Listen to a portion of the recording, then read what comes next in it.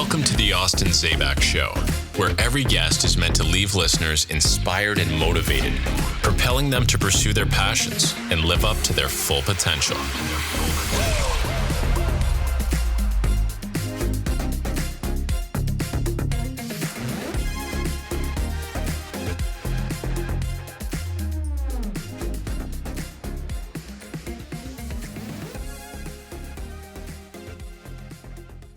So actually my first high ticket experience was with Kiyosaki. Within 6 months, I was their top producer. And then shortly after that, managing and building their education blueprint for the sales. Sales can be learned. A lot of business owners don't understand truly what turnover means in terms of capital, in terms of an expense to you. So if you are a brand face out there and you want to scale your offer, start pumping out content. Act as if seems disingenuous. Be who you're becoming is like, I'm going to identify with this. I'm going to believe this, right? Yeah. As opposed to I'm playing a part. Welcome back to another episode of the Austin Zaback Show. Today we have Sha Gray on the podcast, and Sha is the man. If you're not familiar with Sha Gray, he is the owner, one of the owners of Gray Area Sales, Yes, sir. aka Gas. Yes. And this is actually the guy, the man with the plan behind FlippinSimple, right? So if you're not familiar, we own an education company called FlippinSimple, and Sean actually, his company, right, Gas, they do all of the sales for our education product, okay? And then not only that, they do a lot of sales for a lot of other big names. I know that in the past you've worked with people like, I don't even know if I can say, so if not, we'll have to cut this out. But I think you can say everybody okay. now. We have nobody off that list. All right, Everybody's cool. off that list. Okay. You know, Tarek El Moussa, right? You've worked with them. You've worked with, Jamil Damji, right? AstroFlipping, Keegley, if people aren't familiar.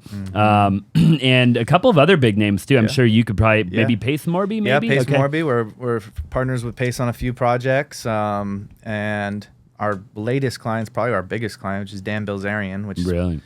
pretty wild. Wow. Yeah, it's been cool how we kind of have positioned ourselves to get into those relationships. But yeah, some amazing people we got to work with. And yourself, obviously. Dan B, man, I love that. Yeah. I've been following him forever. Quite the dude. polarizing figure. Yeah, for sure, man, for sure. But he's a funny guy to watch and pay attention to. You know, 100%. Yeah, and great marketer.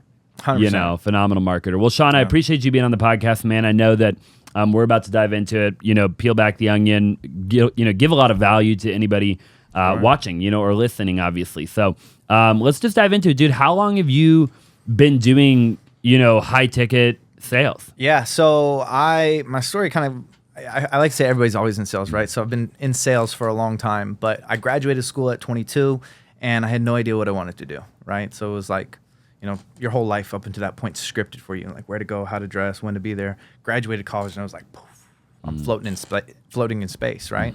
And so I knew I didn't want to give up that freedom that I experienced for the first time in my life. So I knew credit was going to be important, started to understand a little bit, do a little financial education, read Rich Dad, Poor Dad, and I just went on a tour, basically investing, I think it was $47,000 my first year out of college.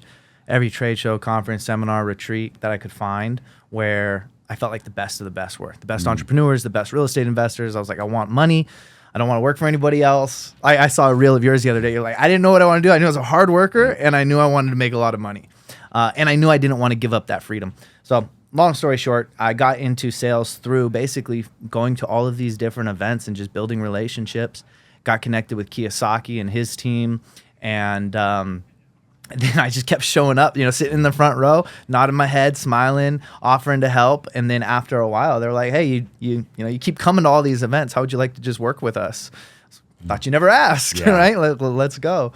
So actually, my first high ticket experience was with Kiyosaki, and then within 6 months, I was their top producer. And then shortly after that, managing and building their education blueprint for the sales. Wow, incredible! And then you just grew from there. Yeah, and then grew from there. Started managing other sales teams, and I was an entrepreneur too, or I guess I am an entrepreneur.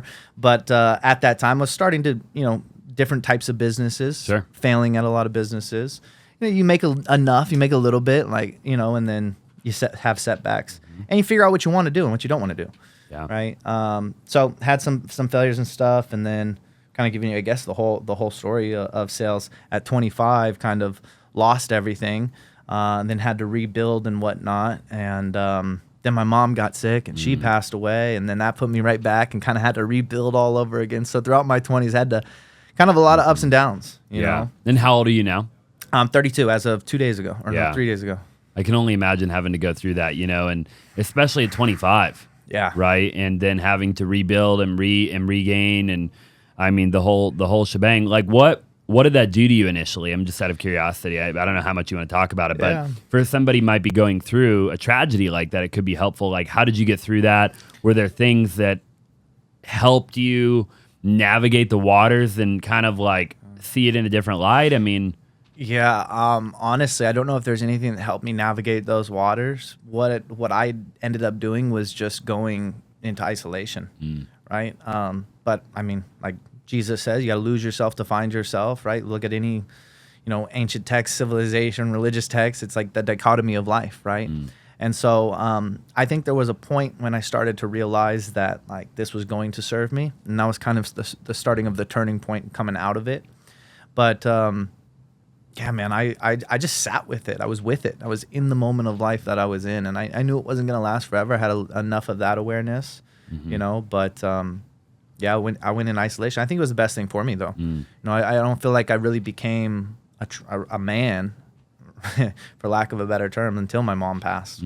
Yeah. Well, my condolences to you, obviously. And my fiance just lost her dad, a couple months ago. So very aware of, being heavily involved in that and the tragedy that can bring.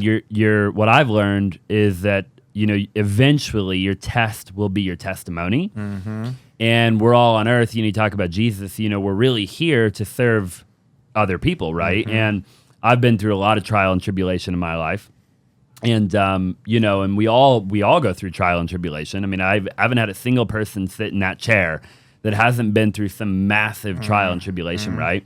And they're in each own respective kind of way, but then they're able to go help other people, right? And, there's that old saying of like, the best person to help a drug addict is somebody who stopped using drugs.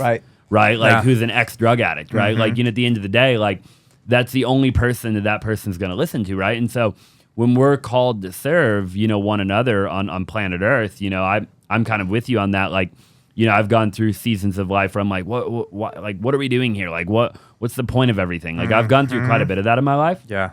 And I always go back to like, oh, we're not even here for ourselves. Like, we're here for other people, Yeah. And so anyways, it sounds like you were able to kind of go through that test, and now you're obviously impacting the world. Yeah, that was actually kind of what got me there, because I was having so much success from the world standards from a young age, right? I was speaking on stages, I was traveling the world, I was with these, business gurus and making what I thought was a lot of money at the time, and relative to what my peers were making.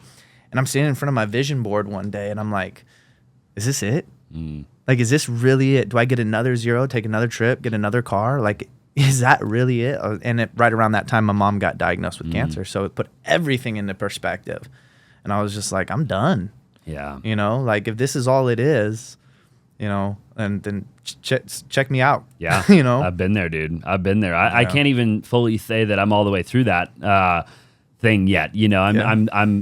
I'm almost through it, but like, yeah, man, I mean, I've been in the same boat, and I can totally relate to it. I like how you said the dichotomy of you have to lose yourself to find yourself. I don't think I've heard it put that way before. But I really like that one. Yeah. Yeah. That right there, that concept, Austin, that's fundamental, and how we lead our teams is fundamental for around the flow that we teach. It's fundamental in my philosophy of life, right? Like, you can't have one without the other, right? Unity is plural at minimum too, right?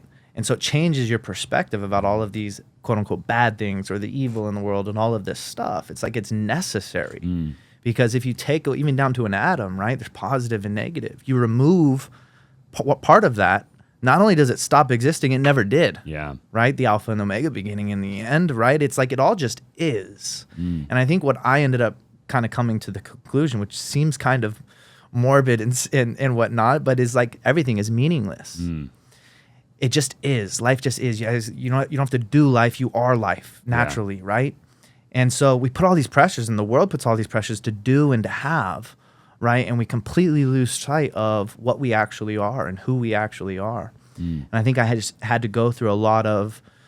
I don't know if you know this, but the majority of the views that we get are from people that are not subscribed. So do me a huge favor and subscribe if you like the podcast so far. Smash the like button for the YouTube algorithm, and let's just go ahead and get back to the interview. Loss a lot of the dichotomy, a lot of the cycle of life in order to realize that, yeah, at first, when you realize everything is meaningless, it's terrifying. It's like, well, what the hell? Why do I even do anything, right? And that's kind of where I had gotten to. But then it's kind of like, it's a little bit liberating when you move past that, because it's like, okay, if everything just is, then I can do whatever I want, right?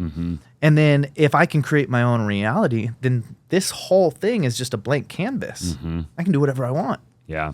Right. And then you start really finding meaning in things and getting true fulfillment out of things.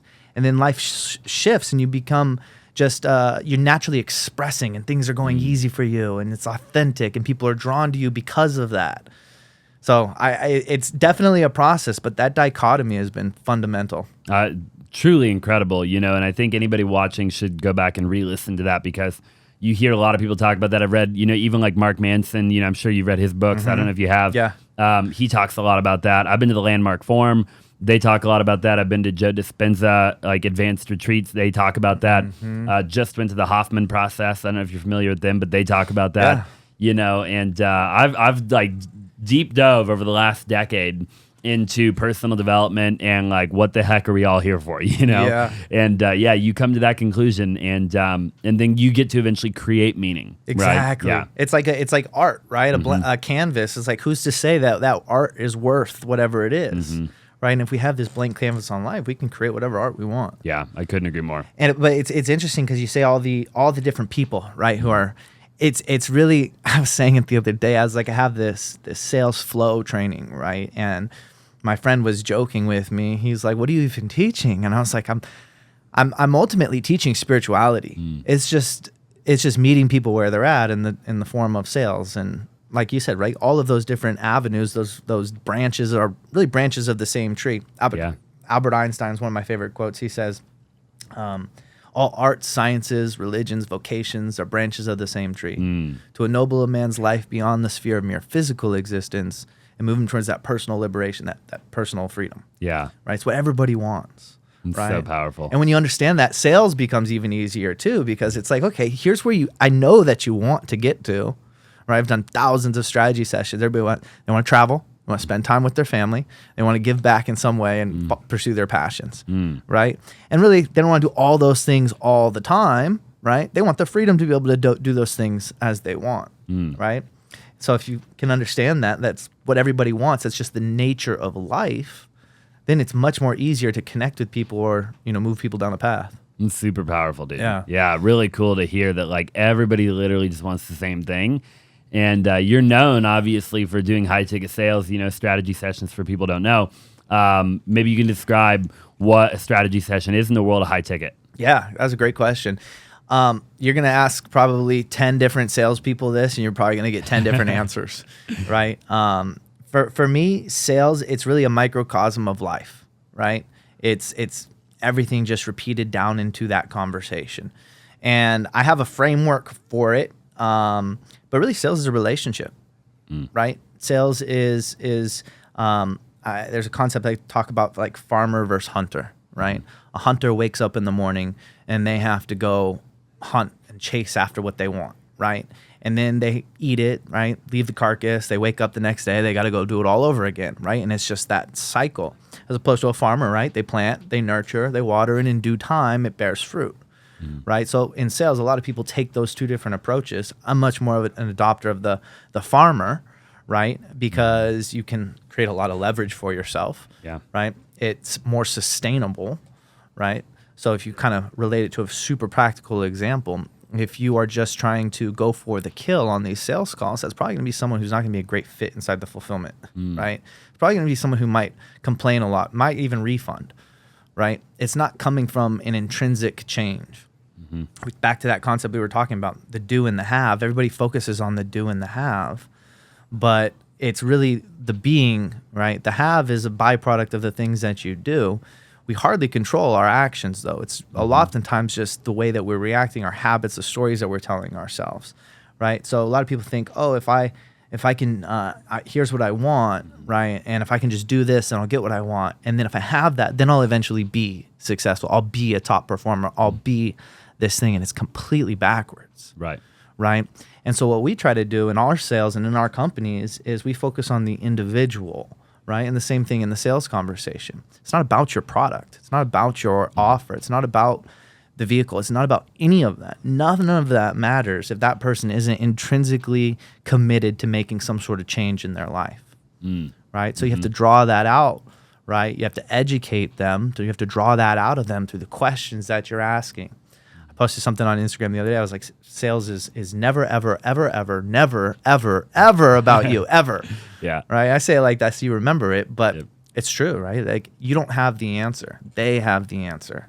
So you got to be, I think the greatest skill you can have in sales and in life is the ability to ask great questions. So that's the strategy session, is digging into them, figuring out, are they a good fit, right, for the program, for whatever the program might be. Yeah. Here's in a nutshell. Yeah, here's how I came up with this acronym called flow selling, right? The F is for foundation, right? This is about setting the table, building rapport, sharing agendas, right? Establishing a little bit of trust, authority, positioning, right? Setting the table. What do we want to get out of this? Then you're moving into the heart, right? And that's really where the sales made, right? Love and hate. So the L in flow is F is foundation, L is love and hate, right? What are their matters of their heart? What are their needs, their wants, their goals, their desires, their pain points, right? What do they love? What do they hate, right? That's going to be the thing that causes them to move and to have that intrinsic change. The next one is O for obligation.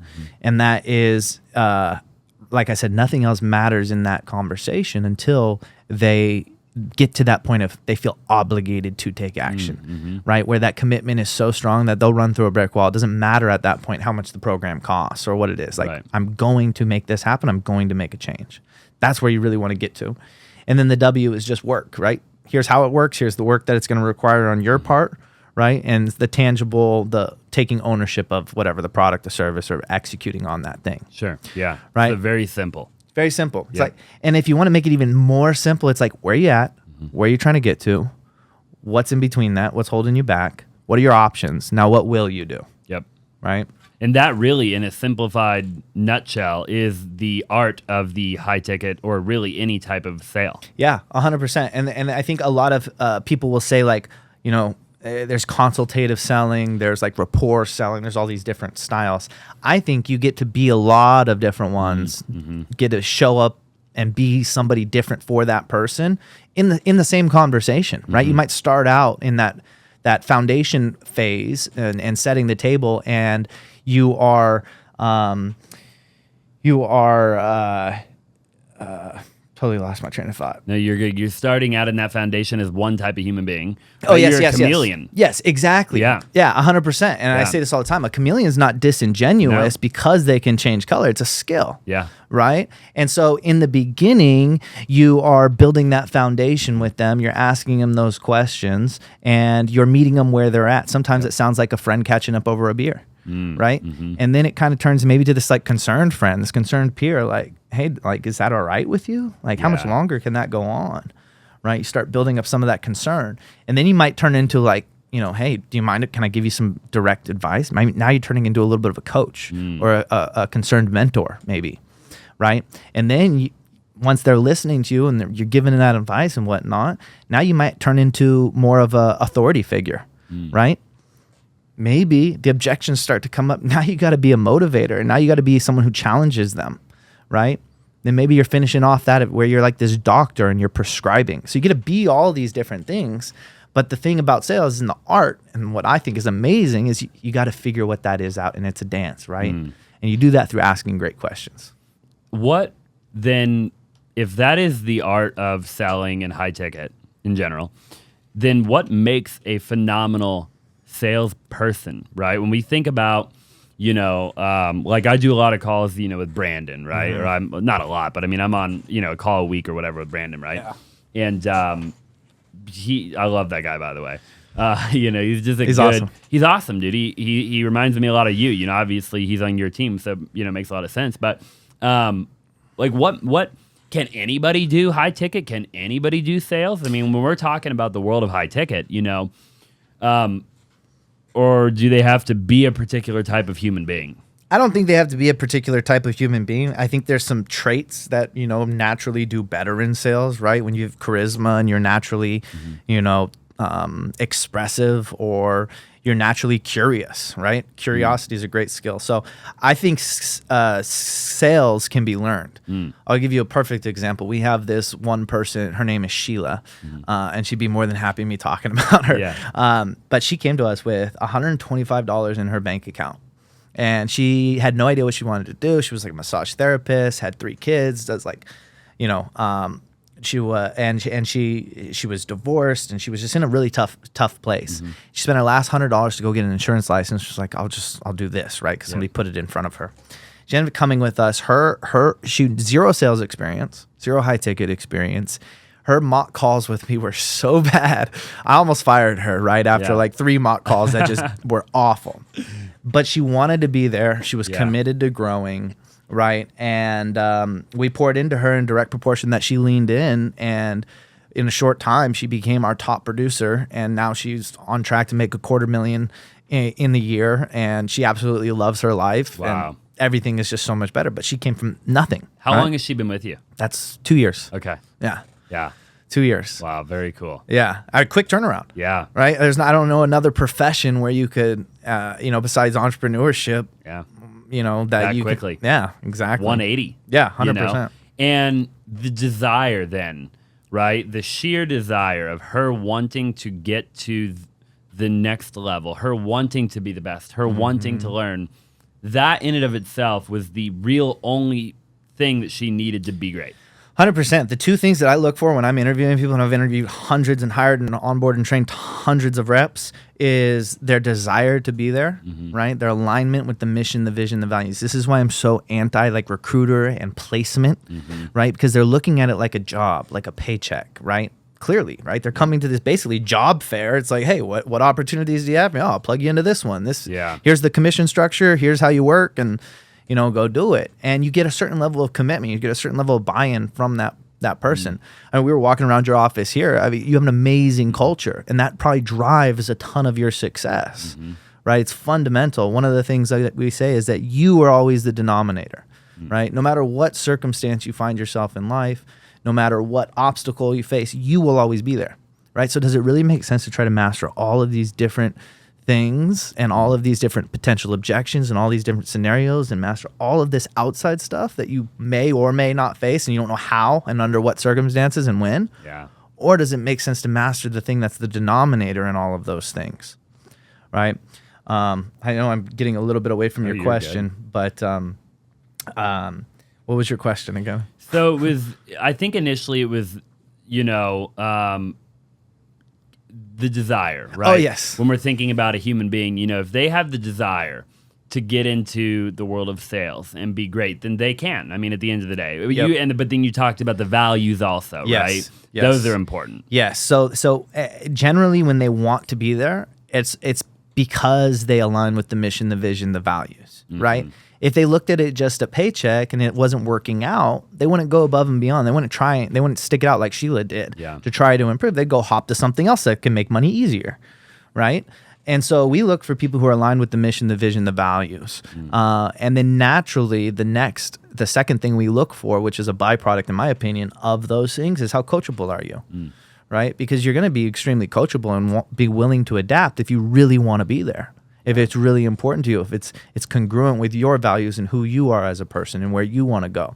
So we try to align those visions and look for those types of things as opposed to just the raw skill set. Sure. Yeah, and you have to have both, I think, 1,000,000%. And I love that. I love like kind of what you're saying with placement of a rep versus like how you guys approach it, right? Which is ultimately, I think, how one of the big reasons probably that we ended up, partnering on our product, right? Which was the idea that like we had, and no, nothing bad about like the other, we went from 2 other companies. So you're the third, right, on that offer. And the last, because it was like, dude, the first two was just like subpar. I mean, like we're talking about like they just weren't there. Like it was just like I could feel it like within a week of hiring, like not, but probably even quicker. I'm like, they're not the right company. Well, like, I'm curious. What do you think it was?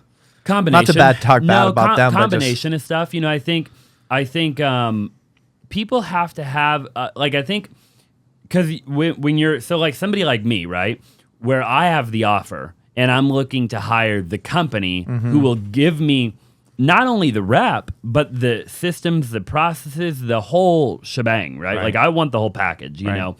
And I think then for a client, for somebody like me, I want to know that, okay, sure, yeah, I want a good rep, but I also want a good manager. I want a good oversight. Like I want a good company as a whole, right? And I want people who understand my offer, and if they don't understand my offer, they're willing to take the time to understand my offer. It's like, hey, really quick, I'm sure you already know, but I've done over 2,500 wholesale deals in my career, and me and my team consistently do anywhere from 1 to 2 wholesale deals a day. If you're looking to get better at wholesaling, or maybe you're brand new, you've never wholesaled a deal, I would actually love to coach you. I would love to mentor you, and I would love for you to be a part of our education program. All you have to do is go to www.FlippinSimple.com, or you can find a link in the description down below and book a strategy session with my team to see if you would be a good fit for our coaching program. Again, this is our exact strategy and formula of how we are actually able to go out every single day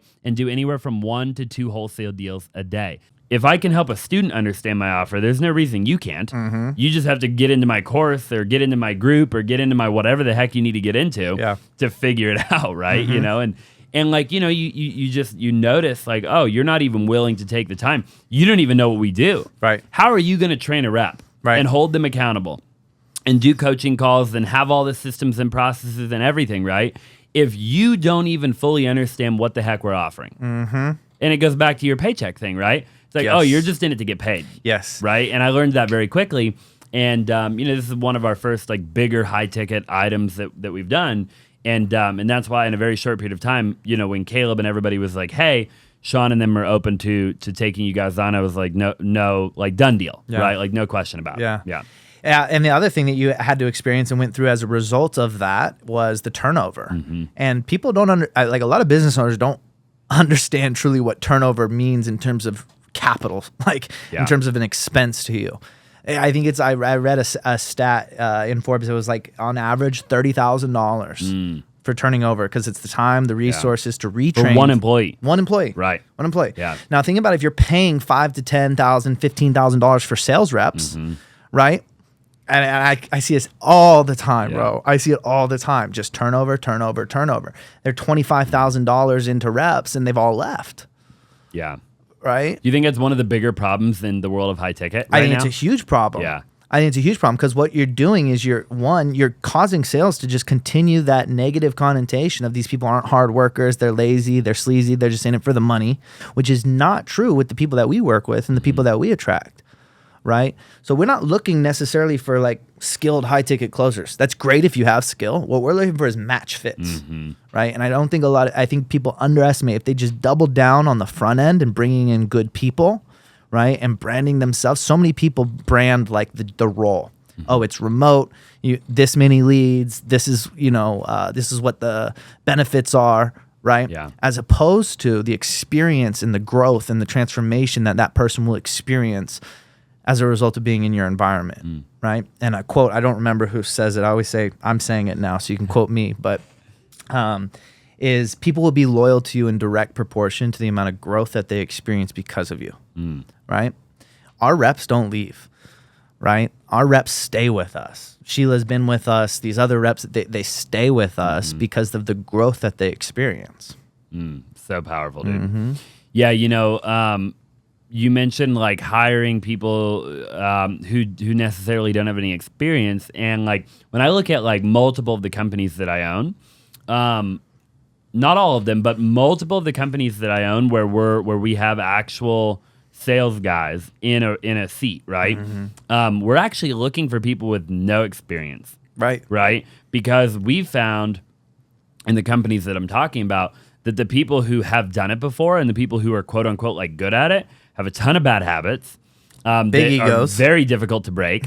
Big egos.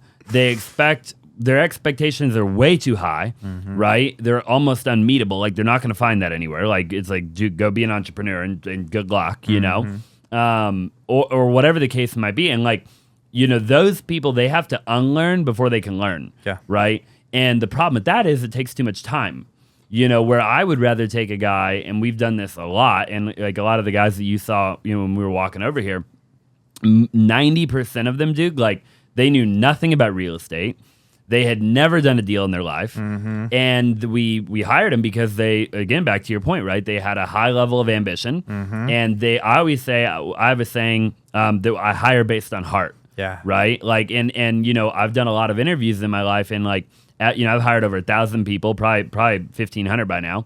And you know, if I go into an interview and somebody brings a resume, now again, this wouldn't apply to certain roles. Okay. Right. So like, I'm not talking about like high level W-2 roles within my companies. That'd be a different story, right? But any other of these sales types of positions, if somebody comes in with a resume, dude, I literally tell them to keep it. Yeah. I don't even want to read it. Same. Right? Like I don't. I'm like, dude, what do you do on the weekend? Yeah. You know, like where'd you grow up? Who'd you grow up with? Are your parents divorced? Tell me about your lifestyle. What are you in a relationship? Right. You know, like I want to know that information. Yeah. Right. What did you eat for lunch? Yeah, literally. No, dude. straight Like, up. Do you go to church? You know, do you know, and because I can learn a lot about a human being in 5 or 10 minutes talking about that kind of stuff. Yeah. And then I'll be able to tell you if they're going to be phenomenal because I can teach them the skill. Exactly. That's not a problem, right? Yep. But are they a good human being? Yes. You know, and if they're not a good human being, I can't teach them anything. Yeah. And where do they want to go? Yeah. Right? Like oftentimes, you know, I see a lot of this in the high ticket space. Reps will use companies, right? And companies will use reps, right? They'll use each other, which is fine if it's like a mutually beneficial and it's understood and it's agreed upon. But there's a lot of manipulation in how people come into offers or how people bring people into offers, which is why there's so much turnover in this space for a lot of people. Expectations aren't clear, right? We never talked about where you want to be in 6 months, 12 months, a year from now, right? And then how are you ever going to get that person to be loyal to you if you don't know how they want to grow or where they want to grow? You're not going to be able to help them grow. You're just going to be able to say, here's the skill, here's the job, go do this thing, right? It's going to lead to burnout. It's going to lead to resentment. It's going to lead to all kinds of things. It's not going to be a great culture. Talk to me about the things that you have to have for sales to even work. When we look at like an offer, we look at marketing, you know, for anybody watching, maybe they watch Hormozy online or stuff, who knows? And like what all has to happen to lead up to a sale? Well, you got to have marketing, right? We say everything converges at sales, right? Marketing converges at sales, fulfillment converges at sales. So sales is often like permeating into the other companies, but leading up to the sale, and if you're talking about like the call and the actual sale taking place, right? I think we're big fans of education-based selling, right? Back to kind of the hunter-farmer thing.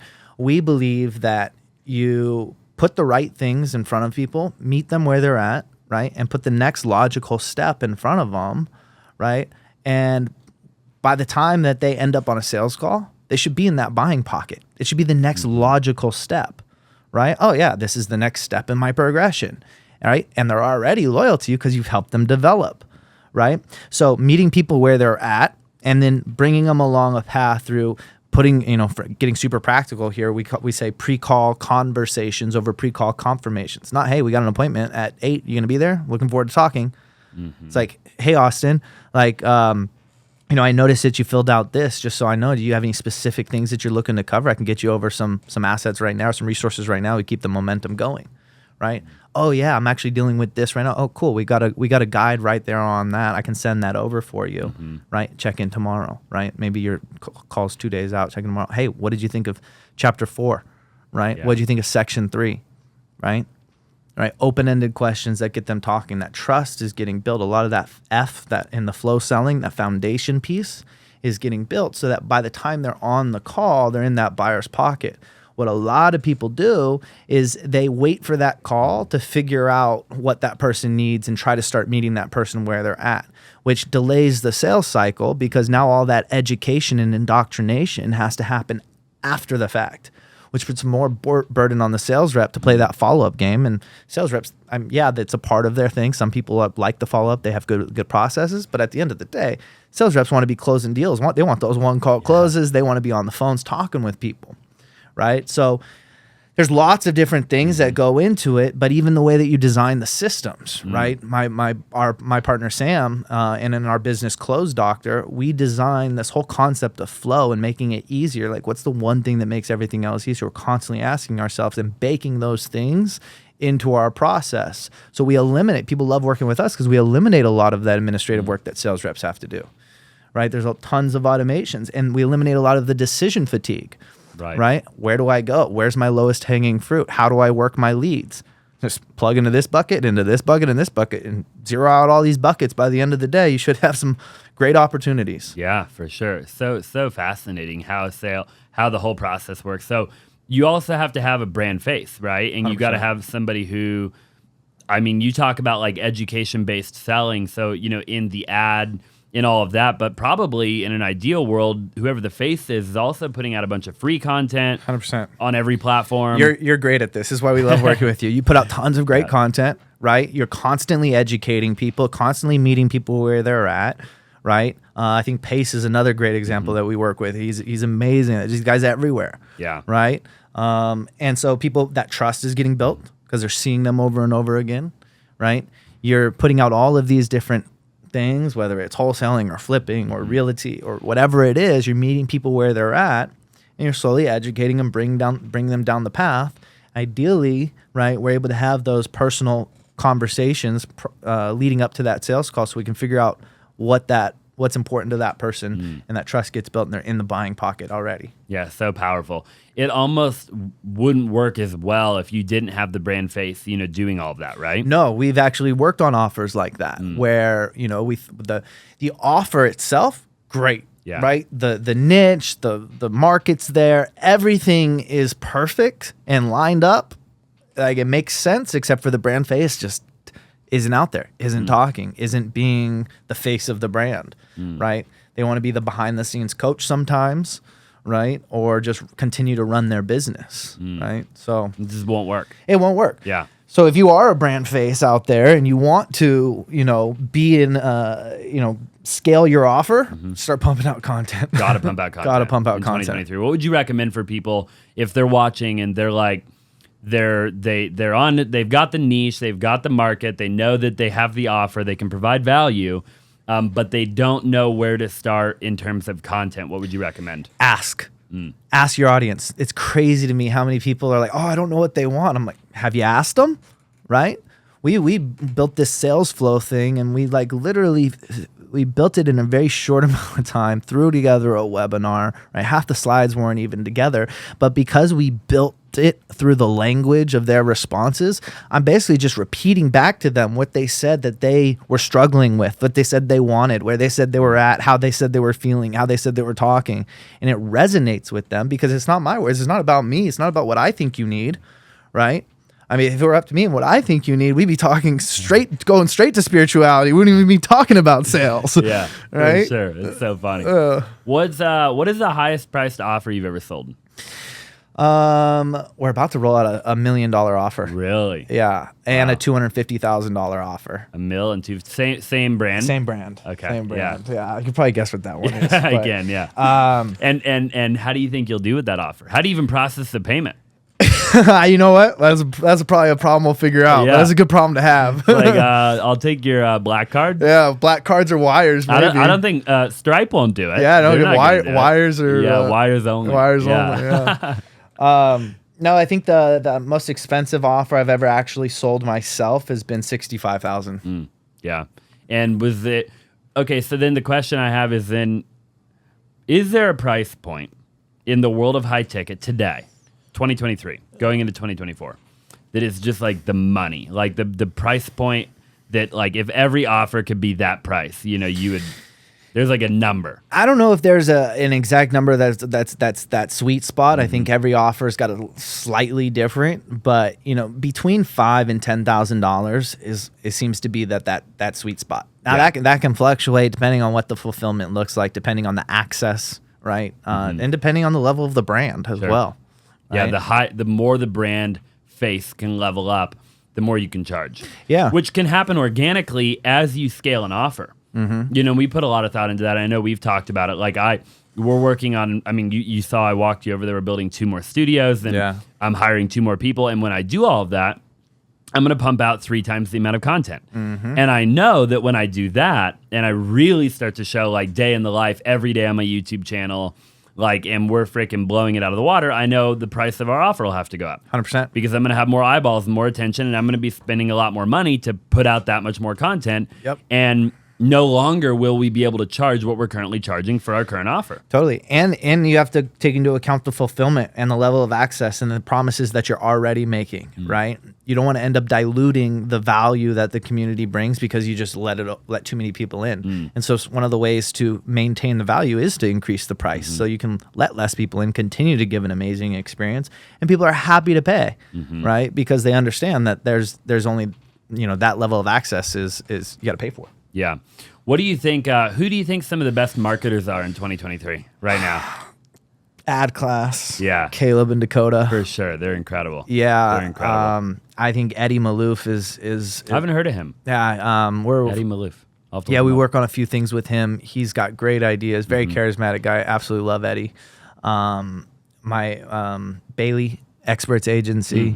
We work on some similar offers with them. I think the ones I feel very fortunate, all the ones you work with. I didn't choose these guys, but ended up in relationships with them. And I love Caleb and Dakota, bro. Yeah, they're world class. They're amazing. I told you before the pod, I introduced a guy to them yesterday, and hopefully they hit it off. Dude, they're phenomenal at what they do. I met Caleb in Australia with Josiah like a decade ago. Yeah, pretty cool. And isn't it crazy? This world gets so small. Yeah, and you so just, small, like so full fast. circle. Yeah, him and Tori were living in Australia at the time. Yeah, and me and Josiah Grimes and Brittany flew to Australia, and my old fiance actually, which is kind of a wild story, but.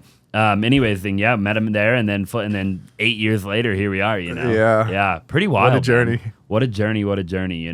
Yeah. Talk to me about. I know this isn't your strong suit technically, but I want to make sure we cover everything that people came to the podcast to listen to because you're brilliant when it comes to all this. So, when we're looking at the marketing side, right? You work with a lot of the best marketers, and for people watching, like what platforms do. Like I know, like when we're talking about like Facebook, Instagram, TikTok, like where are the audiences at in your opinion that are going to convert? Like where should people be putting their focus, their time, their energy, maybe even their money if they're doing paid, Yeah, well, I'm going to take kind of the Switzerland answer here because gray area, right? I don't think that there's one right or wrong way to do things. What I do see often is that people don't test fast enough. Right? People don't talk to their people enough. They don't ask enough questions, survey their audiences enough, and they don't test fast enough. You don't know. You just got to try it, right? So I think it depends on what the offer is, right? Again, meeting people where they're at.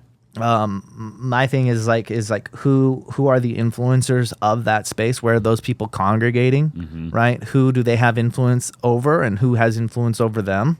Right. And then what's important to them. If you start speaking to those people and around those needs, wants, goals, and desires that they have, you generally position yourself really well. But in terms of platforms, man, I think it's whatever works. Yeah, they're right? all great. I see offers crushing with TikTok. Right. I see offers that can't produce a single conversion from TikTok. Yeah. Right. Some are great on LinkedIn. Some are great on Facebook. Some great with VSL model. Some great with webinar model.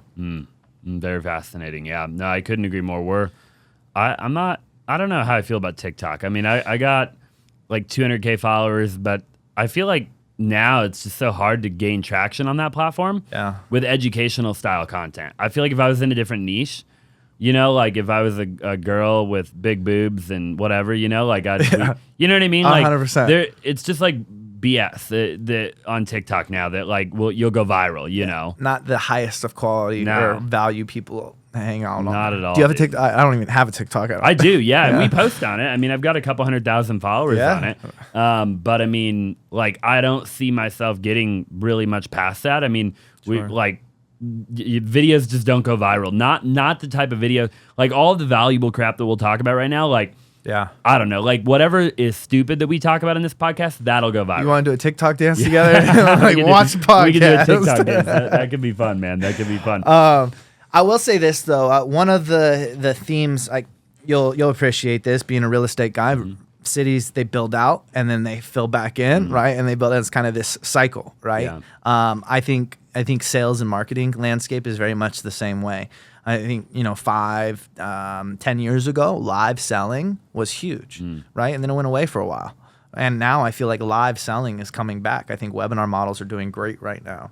I think probably one of the biggest shifts I'm seeing in terms of high ticket offers is the value that gets placed on the community. Now, us selling it and us marketing, we always know that the environment is like the most important thing.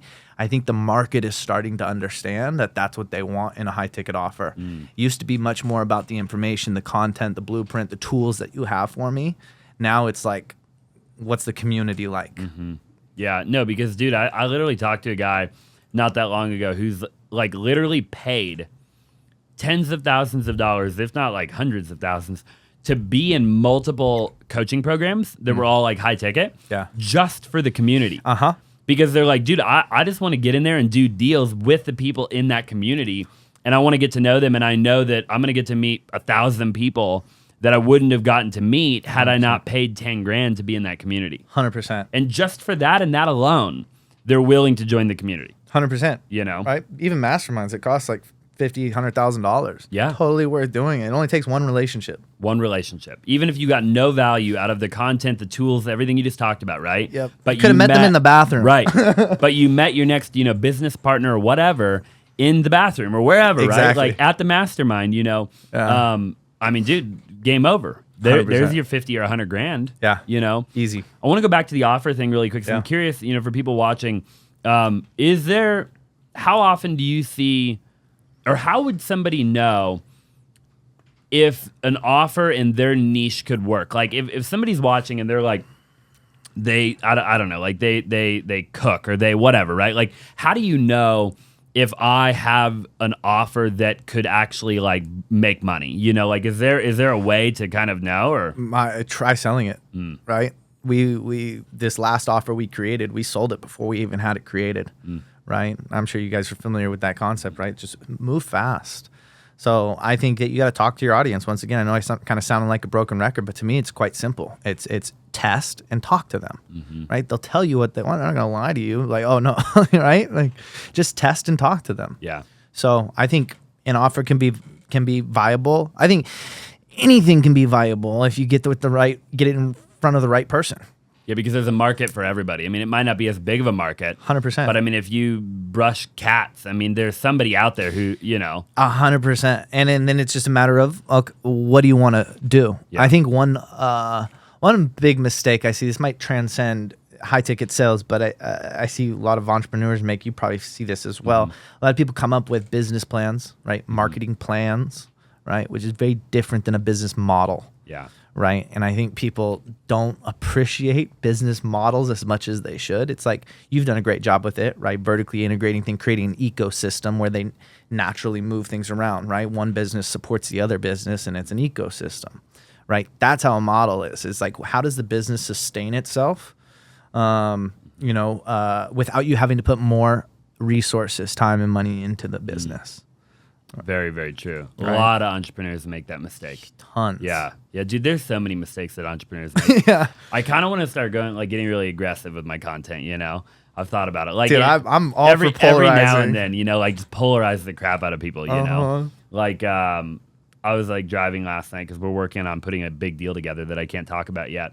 And basically, it got me thinking. I was like, man, like, all of these entrepreneurs who have drive a Lambo, right? And it's like, dude, hey, real quick, I don't know if you know, but I actually wholesale real estate nationwide, and I have buyers all over the nation looking for incredible deals. So if you're a wholesaler and you locked up a deal and you're struggling to find a buyer, I would love to partner with you up on it, and I would love to help you sell it. All you have to do is text me 480-418-5339 and just let me know that you have a deal that you need help selling. Again, the phone number is 480-418-5339. Let me know that you have a deal, you want me to bring a buyer. Somebody on my team will reach out to you right away, and we will help you get it sold. Now, let's just go ahead and get back to the show. My friggin' printer is your Lambo payment, like my office printer. Yeah. Like, you know what I mean? Like, Yeah. I pay $2,000 a month. Like, you know what I'm saying? Yeah. Like, it's like, dude, like, I see so many entrepreneurs who are like, it's like, you're a solopreneur. Like, you're not. And I was talking to like one of my partners the other day. I was like, dude, like, you can't, there's a number, and I got to nail down what that number is. It's probably like 10 mil, maybe 50 or 100 mil. But like, you literally can't do it alone. Like, you need a big team. You have to have a bunch of people. You have to have a bunch of resources. You're gonna have to have overhead. Like, it costs money to make money. And whether that be, if you want to take the virtual approach, I'm down, right? I choose to have an office. I think you have to go somewhere to film content like this. So either you have to have one or rent one from somebody. And it's just like, it costs money, right? And I think we live in a day and age where like people, there's like all these entrepreneurs, they're just sitting on their couch with their laptop. It's like, dude, that's cool. But like, dude, you're not, like, I don't know. In my opinion, it's just like, you're not a real entrepreneur. Like, you're self-employed. You're trading crypto. Like, you're not an entrepreneur. You're just, you're self-employed. You're just making money on your own. Right. Yeah. You know? Yeah. And they got entrepreneur in their bio. Uh-huh. And I'm like, dude, what are we talking about here? You Totally. know? Like, go build a team, go scale, and again, not everybody should do that, but I'm just saying, if that is a real entrepreneur, in my opinion, I agree. Somebody who actually is willing to provide jobs to people, right? That's how you're going to stimulate the economy. When we think about the word entrepreneurship, when we think about all this, I mean, how many people do you have working at gray area sales right now? Do you know off the top of your head? Right around 30. I don't know the exact number. Right. So you're growing the economy, right? Yeah. You're providing jobs. People are able to put food on the table for their families. A lot of people are probably able to put real good food on the table for their families, who work for you, right? Provide an incredible life to their family, and that to me is an entrepreneur. I agree. I don't know how we got on this subject, but I agree. You got to create something. Yeah. You got to create something. It's not just like broker businesses are great, right? Amazon selling, like there's all these different ways to make money, right? If I just wanted to make money, I feel like I would have made a lot more money right now, right? But I 100% agree. You got to build something. Yeah. You got to build something. How do you find great partners? So you obviously have, Chad, you've got Sam, right? Yeah. How did you find them? How does somebody else, watching find a great partner? Such a good question, man, because I struggled with this for a long time. Me too. I went through, probably went through several partners. I did. Right?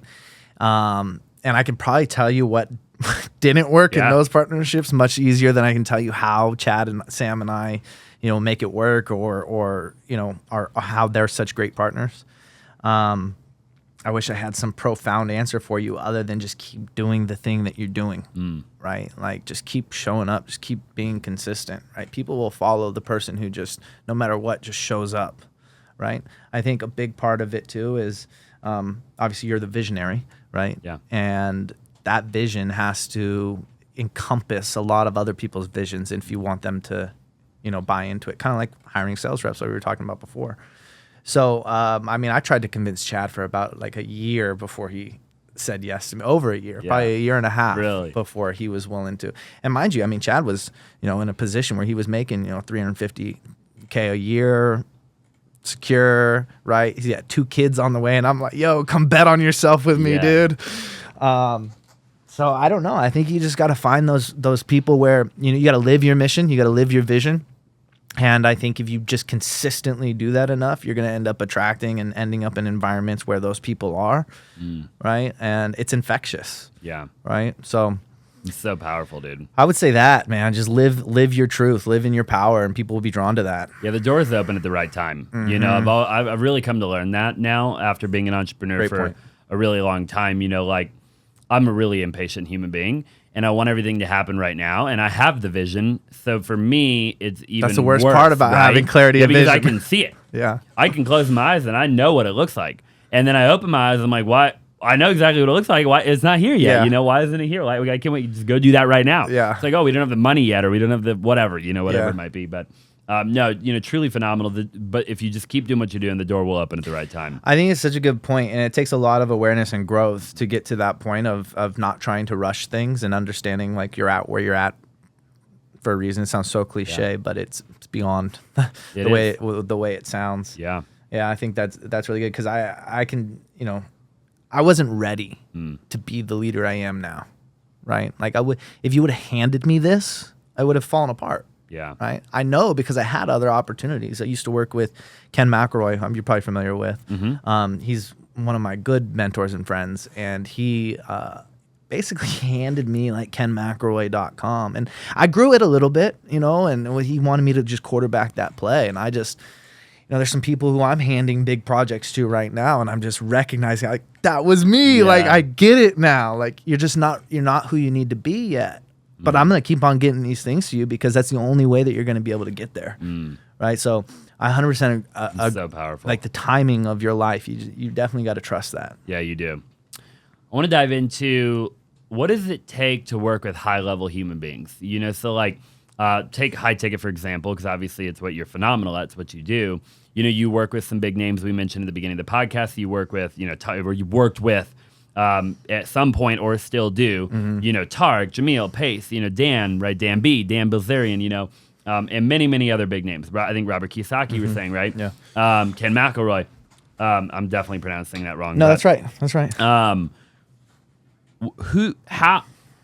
Who do you have to be to work with big names? I think a lot of people out there, they want to do a real estate deal with an athlete, or they want to sell homes for celebrities. They want to be a luxury real estate agent, or they want to be a high ticket sales guy that works for some big brand, or they want to sell a brand new Ferrari to a rapper, or whatever like their thing is.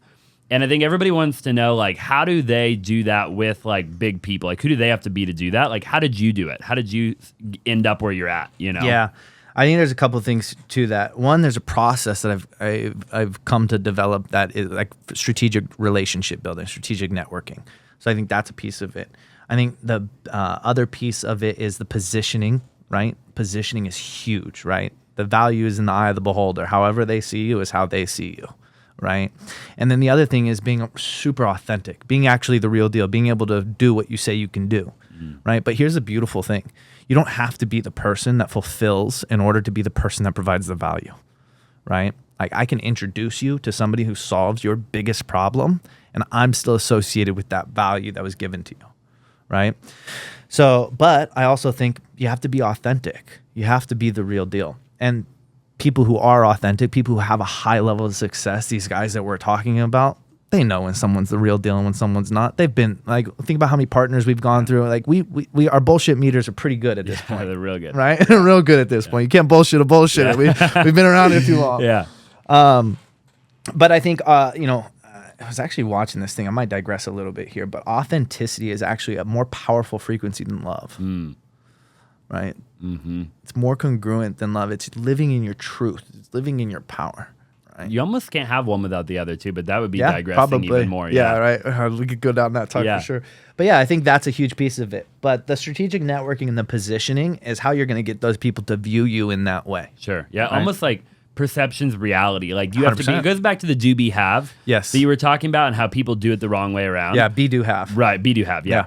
And but people do it. What way do most Americans do it? I got to think about it for a second. Most people think they can, if they do something, then they can be something and then they can have something, right? So if I do fill in the blank, then I can... Have, then be, is how I think most people would think about it. If I do this and then I get this, then I'll be this. There you go. Yeah. That's it, right? Yeah. Then I'll be happy. Then I'll be happy. Then I'll be successful. Then I'll be whatever. Right. It's the other way around. It's, hey, I can be happy right now. Mm-hmm. And then I get to, right? Yeah, which is a truly phenomenal thing to live by. And I don't even know where I was going with that. But, back to what you're saying about, working with high-level people, I think you have to be the type of person, right? And I think about that a lot. Like, I don't do much anymore, but I used to do, like, luxury real estate, right? Yeah. And I'd sell luxury to people.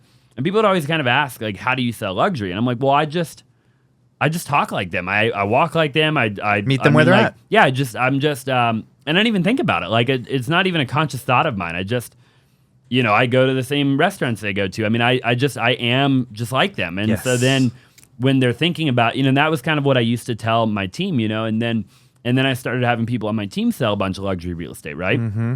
And it kind of dawned on me, dude. Like I have an agent named Lily on my retail division, and she joined me when she was like 19 or 20 years old, right? Yeah. And I used to do business with her dad, and so her dad would always say, "Hey, one day my daughter wants to get That's into cool, right?" Yeah. And I'm like, "Dude, let me know whenever she's ready," And then I remember him calling me one day, say, "Hey, she got her license. She's ready to join your team.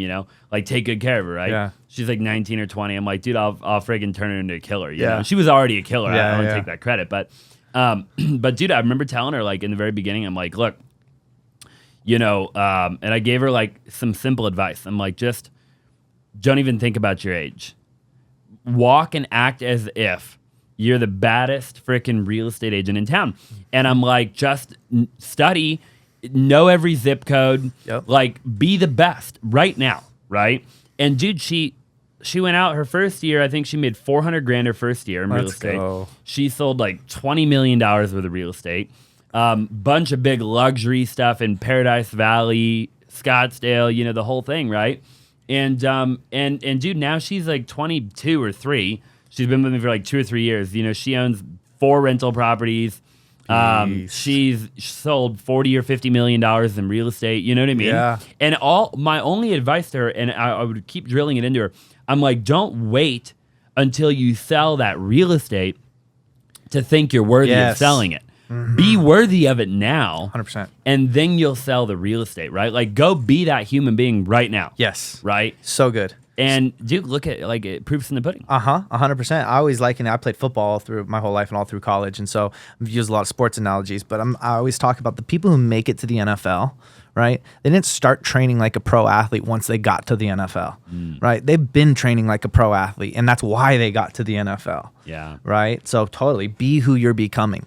I like that phrase much better than act as if, right? Because activists act as if seems disingenuous. Be who you're becoming is like, I'm going to identify with this. I'm going to believe this, right? Yeah. As opposed to, I'm playing a part. Yeah, No, that's who you are. I'm going to be. Yes. Not act. Yes. I'm not going to act. And, I mean, I bring up a lot of religious stuff because I study lots of different religions. I'm not very religious, but be still and know, right? I am, right? All of these things are about the essence of who you are, about the beingness of who you are. And out of that, all of these other things happen. Sure.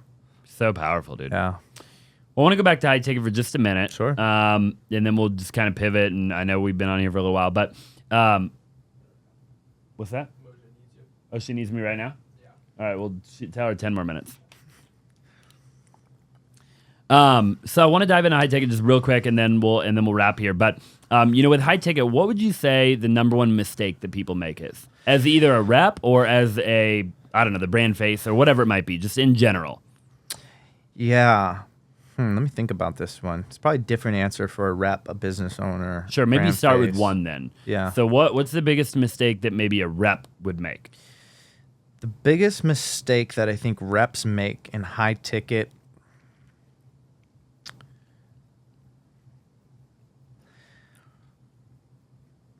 probably trying to compartmentalize their life and their actions, right? It's like back to this whole be, do, have concept and why we're so passionate about developing people as human beings, because we know that if we can get the best out of a person, the how, and they'll figure out the how. They'll figure out the way to do it best for them. So I think it's that, and then just a lack of investing in yourself, right? I think one of the easiest ways to speed up that process is just changing your environment. Yeah. Environment's stronger than will every single time. It's powerful, man. You got a lot of good one-liners. You know why? You know why, Austin? Why? Because I'm obsessed with the question of why. Call me lazy or whatever, but I was like, my entire life I've just been obsessed with finding, like, in sports I'd constantly get in trouble because I'd be told to do something. I'm like, well, why am I doing this? Because if I can understand why I'm doing it, then I can figure out the best way to get it done from with what I have, right? Because with what I have is different than what you have, right? And so being obsessed with why and being obsessed with that biggest point of leverage. You ask anybody in our company, what's the question Sean asks you on a regular basis? What's the one thing that you can do that by which doing so makes everything else easier or unnecessary? The Gary Keller question, right? What's that one thing? And where's the biggest point of leverage? So like from a big mistake sales managers make in high ticket is they manage, right? And they manage people. And we always say we manage things, we lead people, right? And again, people are going to be the denominator of all the things that are being used, right? So the reason why I have all of these phrases and whatnot is because I'm obsessed with simplifying things. Like, where's the biggest point of leverage? And so you can take these complex ideas and boil them down into the principle that's behind it. So that way, it can, all the different how, it doesn't matter. Yeah. Right? So people ask me a lot of questions in the high ticket space. Oh, what do I do in this situation? I'm like, I don't have those situations because I focus on this principle that transcends all those things. All those things take care of themselves. Right? So the reason why I like to sum things up is that principle level approach. We think in terms of principles, which gives people in your environment a lot more autonomy, which is a flow trigger, which you're going to get way more out of them when they're in flow, when they're operating at their best, right? And you're going to cut the time. Malcolm Gladwell's 10,000 hours. If you're in flow state, you can do that in half the time. Sure. Right? How much time, we'll pivot real quick. How much time do you spend reading, studying, listening to podcasts? Like, what is your routine? Yeah. I used to consume a ton, right? That immersion, right? Just every trade show, every seminar, every book, everything, right? And I just fill my mind with great information. I got to a point, it was about 25, when I was like looking at my vision board and I'm like, is this it? Where I stopped consuming content for a long time. And then now I consume content only to solve problems. Only when I'm trying to solve a specific problem or master something that I haven't mastered. I'm studying something. I'm not one of those people now that just hops on and I'm going through my routine and I listen to a podcast for the sake of listening to a podcast. I'm not a huge advocate of that. Because then you have too much information? I think information, right? It takes energy to consume information. It takes energy to make decisions. It also can be very disempowering if your mindset and you're not secure in the principles and who you are, because now you're comparing yourself to all of these people, or you're like, oh, I should do this. Well, just because you can do these things doesn't mean you should do these things. But we don't hear it that way. We're like, oh, Austin's doing this, I should go do this. Right? And so I think, people don't take it through the right lens often. It's so powerful. Yeah, like the good old TMI, dude. There's too much information around us all the time. I read a stat not that long ago. I'll totally butcher it, so I'll put it up on if anybody uses this clip, you got to put it up on the screen. But it was like from the year 2018 to 2020. Okay, there was more information, new information that had new information, right, created on planet Earth than from 2000 BC to 2017. Crazy. So in 2 years, there was more new information on planet Earth than in 2,000 years. It's crazy. Right? And I don't know where the heck I found, maybe we can Google that, but dude, it's wild, bro. So every day since the internet, right? And, social media, dude, the amount of information in the world is on another level. Yeah. But it's so much to the point where you got to turn it off. You can't consume all of that. 100%, right? And it's the context is so much more important too than the content, right? You can only take in so much, this water bottle, right? I want to fill this water bottle up with, say, the water's the information. I just keep pouring. I can only take so much information, right? At some point, I'm going to need a bigger cup. I'm going to need a bigger context, right? And context comes through experience, right? The wisdom, the discernment that you gain from those experiences. So, I think the best way to learn, right, and kind of back to what we were saying earlier, I don't think people move fast enough, right? Because they're afraid of failure, they're afraid of whatever, afraid of what people will think. Just move fast in your power and in your truth, and just there's no wrong you can end up doing, because it's only just feedback for the next thing. Fire, ready, aim. 100%. Jump off the cliff, build the parachute on the way down. I'm a big advocate of that. Yes. Everything that I've done in my life has always felt 90 days too soon. I used to say that all the time, right? Anytime I make a big decision, it's always 90 days too early. Yeah. Every time I say yes, build the office, buy the thing, do the thing, hire the person, it's always 90 days too soon. Yeah. Every single time. Yeah. Right? And now I'm at a point where if I feel like it's too soon, I know for a fact I should do it. Yeah. I'm like, oh, we really can't afford that right now. Hire them. Yeah. I'm like, oh man, we really shouldn't be doing that right now. Do it. Yeah. Because dude, anytime I do that, it's I don't know, we end up figuring it out. You know, we put our back up against the wall, and then we do the thing, and we're like blown away by the result. Yeah. And we're like, oh my gosh, like we could have freaking done it bigger. Like we could have, you know, like look at what came out of that, or look at, you know, and it's always like, dude, had we not done that, Yeah. we would have just stayed right where we were. You want to know what part of what you're doing when you make those decisions, Austin, is you're inducing flow state for the group, right? And I'm obsessed with flow state because to me, it's that one thing that makes everything else easier, right? I'm the denominator. If I can be in that optimal state, it doesn't matter what comes my way. We're going to handle it, right? And so we try to do that for our teams as well. And by you making those decisions like that, you're adding in risk to it. You're adding in unpredictability. You're adding in novelty. You're adding in clear shared goals. All of these things are flow triggers that induce that for the group. So powerful. I love that, bro. I love that. Yeah. Wow. You know more about it than I do. I just take the action, but you know why I'm doing it. Yeah. You're more philosophical than I like the am. why. I like the why. Talk to me about your health, dude, real quick. I always like to end the podcast with like, how do you manage it all? How do you take care of everything? You look like you went to the gym, Thank you. You know, today and on a regular basis, you know, and you were in Medellin a little while ago, right? And you obviously running a big operation. You've got, you know, 30 people, give or take, that you're managing, and I'm sure you're involved in other stuff as well. Yeah. So how do you do it all? The word balance, I'm not sure that I'm in love with, but how do you do that? I love that you said that. I have a lot of help around me, like you said earlier. I think one of the best decisions I ever made. I don't think I ever would have been able to build a 7-figure company or do anything in this past couple years to the speed that I did if I didn't have my personal assistant. Right? Like I can't tell you the last time I'd done a load of laundry or a dish or anything like that. I'm like, if it's not moving the needle, I'm not doing it. So that having good people around me and only focusing on the things that actually matter.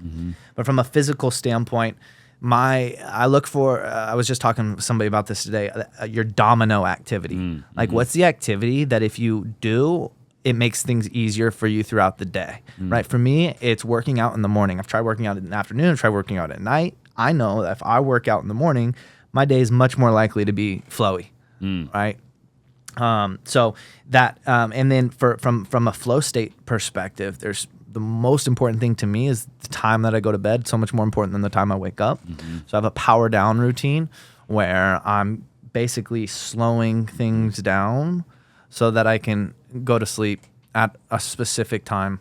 And then I have a power up routine, right? And where I'm building up to whatever that first activity is. For me, it's working out at 6:45. What time do you work at? 6:45? 6:45. Okay, there you go. Yeah. I'm at the gym at 5:30. Okay. And it's the only time I can work out. Yeah. It's the only time. I'm like you, dude. I've tried it all. If I don't go at 5:30 in the morning, it ain't happening. It's not happening. It's not happening. Yep. You know, and I've learned, man. I've learned the hard way. I've fallen off. I've gotten back on many times, you know. Yeah. And 5:30 or it won't happen. Yeah. That's it. Yep. And then active recovery and passive recovery, just baking those things in.